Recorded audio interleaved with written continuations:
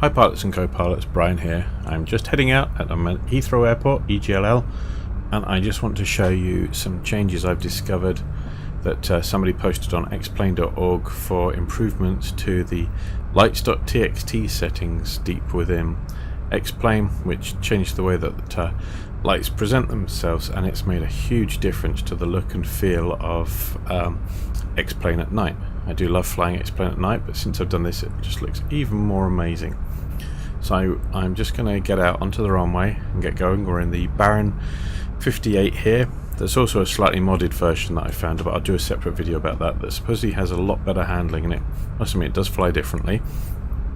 I know there's no aircraft around, but we're going to get out and get going just so that we can see what the city looks like at night, and then you can appreciate the differences. Now primarily the difference that they've done is the way that it actually casts the light, rather than them just being pinpoint lights. You can even see it on those houses over there to the left, that they actually cast a light radius, so you actually get a ground lit effect, more realistic than just single pinpricks of light. And airports even look slightly different as well. So we're just getting going here, and there'll be various cuts in and out as we head across the city, and we're heading towards London City Airport, just past Canary Wharf on the east side of London. We're going to see how this looks differently as we take off, so you can already see it out the side here. You can see that you kind of have lit up car parks and spaces, and it just, to me, absolutely blows me away for how it looks. You still get the blocking effect where city lights seem to turn on in distant areas, but the actual lighting is in the areas that do light up feels way more realistic to me. Maybe not perfect, but yeah, it's pretty stunning. So if I go to an outside view here, and the really lit up areas where there's lots of street lights, you do get that lit up feel, and you still get the dark areas as well. And the highways, stroke motorways, whatever you want to call them, also have that sort of better lit up effect. You can actually see the traffic on them. But as I climb here, you'll start to see this effect. Stars are also not quite as insanely bright as they were, I think. So now we're inside again. We're heading towards City Airport.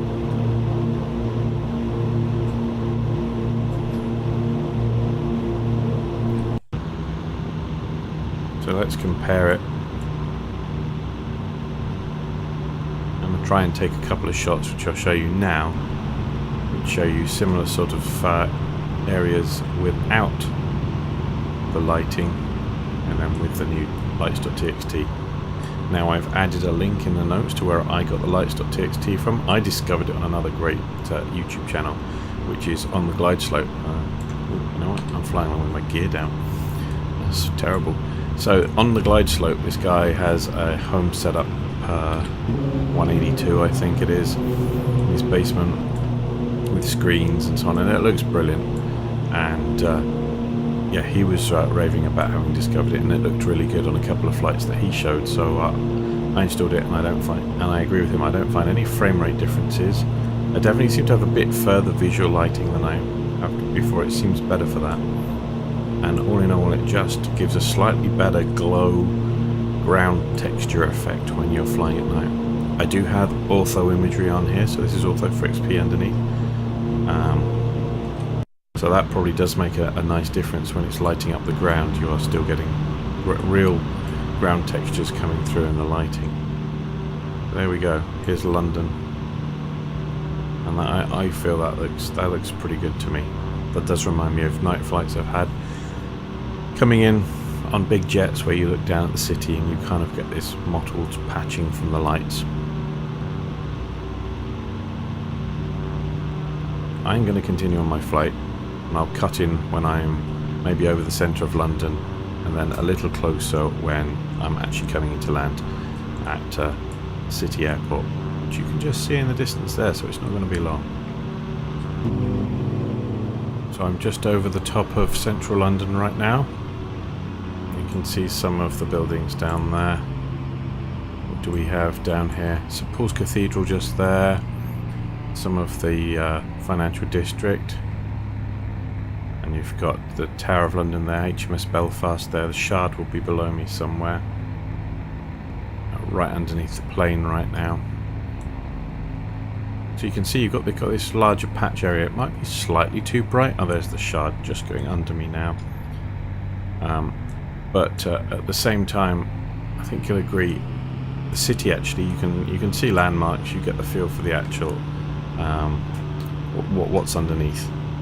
So go check out the link to where I've linked to the conversation where it's available. Download it, put it in your lights.txt location, and actually I'm going to do a circuit round because we're way off City Airport. City Airport's just there, and there's no way we're going to be in line to land there. So I'm just going to bring it round, and then you'll see me when I'm all lined up ready to come into land. But there you go, there's Canary Wharf down there. You can see Cabot Square, you can see the original tower and the others now. West Ferry at that end. It's quite clearly, and it's lit up. It's very good. So yeah, the instructions are there on how to download it. Back up your current lights.txt so you don't lose it if you don't like it, and give it a go. It does look amazing. So we're just on our way now. I've lined up a bit better now. We've got City Airport ahead of us, Canary Wharf and all the buildings there. We're going to head to our right. We're going to go past the O2 Arena as well.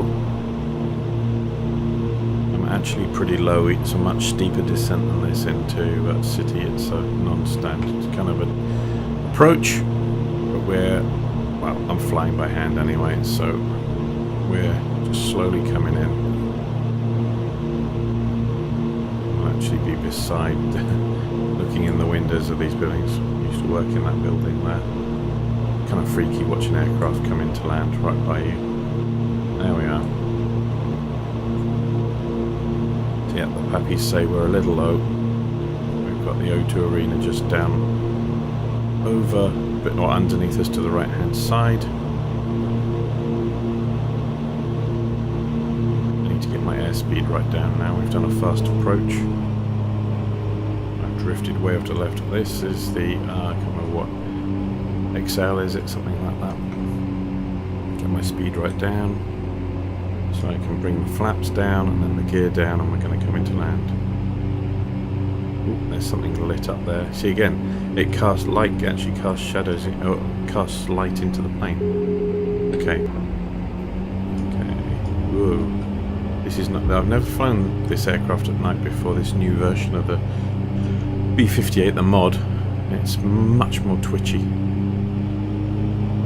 It gathers speed a lot faster, and it loses it a lot faster as well. It's actually a lot more difficult to fly. I'll actually sit up a little in the plane there so I can see what I'm doing. In we come.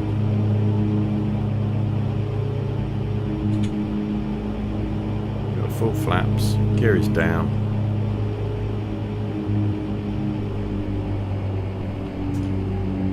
Not my best landing, a little long. We'll probably have to swing round at the other end to come back and park, but that's not the purpose of this video. Here we come. Oop, floating a little there. Definitely different dynamics.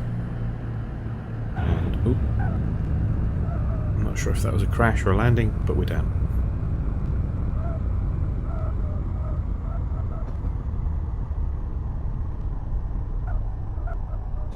We made it, and we slowed down in time. We can make it off. We don't have to go and turn around.